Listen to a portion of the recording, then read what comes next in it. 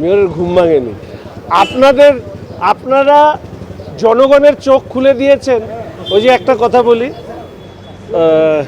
আমাদের মেয়র পরিষদ শিলিগুড়ি মিউনিসিপ্যাল কর্পোরেশনে কি বলেছেন জানেন তো? চোরে চোরে মস্তত ভাই।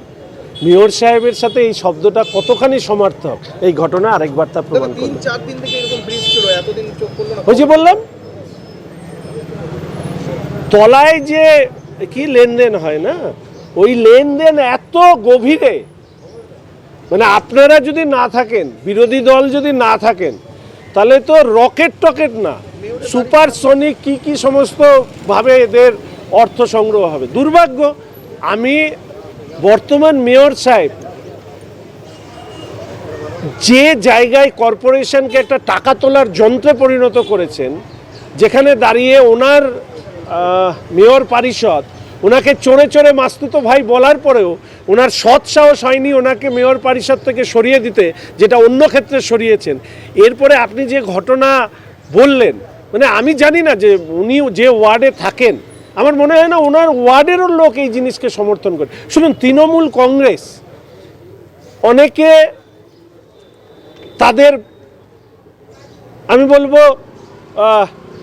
ব্যবসার কারণে হয়তো করেন, কিন্তু তৃণমূল কংগ্রেসকে যারা ভোট দিয়েছেন তারাও এই জিনিস সমর্থন করেন না। যে কাজ মেয়র সাহেব করে যাচ্ছেন, যে কাজকে প্রশ্রয় দিয়ে যাচ্ছেন, যেভাবে অবৈধ বিল্ডিং প্রমোটার বিল্ডার, মানে আপনারা হয়তো জানেন কি জানেন না, শোনা যায় লোকজন বলে দুহাতে টাকা ওড়াচ্ছেন। এই টাকা ওড়ানোর পেছনের কাহিনী কি, এটাই জানার বিষয়। মানে কাউন্সিলর পিছন বাড়ির রাস্তাতে এই অবস্থা।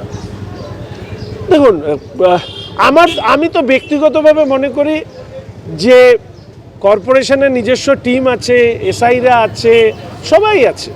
তো সেই জায়গায় দাঁড়িয়ে এই ধরনের ঘটনা একটা জিনিসই প্রমাণিত করে যে দুর্নীতির সাথে কোথাও কোথাও সমঝোতা কেউ করে নিয়েছেন বা করতে বাধ্য হয়েছেন।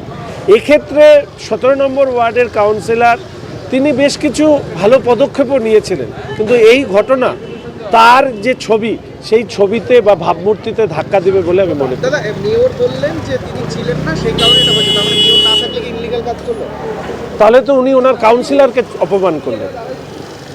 ওখানে তো কাউন্সিলরের বাড়ি, দিদি তো বড় চেয়ারম্যান, তাহলে কাকে অপমান করলেন? ওনার ইনস্টিটিউটকে অপমান করলেন, বড় চেয়ারম্যানকে অপমান করলেন, কাউন্সিলরকে অপমান করলেন, কাকে অপমান করলেন? এই ঘটনা, এই ধরনের পাশ কাটানো উত্তর। আর উনি ছিলেন না মানে, আমি তো মনে হয় ছিলেন তো এর মধ্যে। তো এখানে উনি তো 33 নম্বর ওয়ার্ডে বাড়ি ভাড়া নিয়েছেন বলে আমার তো জানা নেই। তো উনি তো ছিলেন, কি বলেন আমি ওনার কথা বুঝে পাইনি।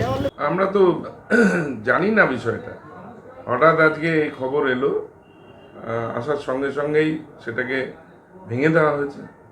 এই ধরনের বেআইনি কাজ বরদাস্ত করা যায় না, এবং যা আইন মাফিক নিয়ম মাফিক যা রয়েছে তার বিরুদ্ধে সমস্ত রকম ব্যবস্থা নেবে।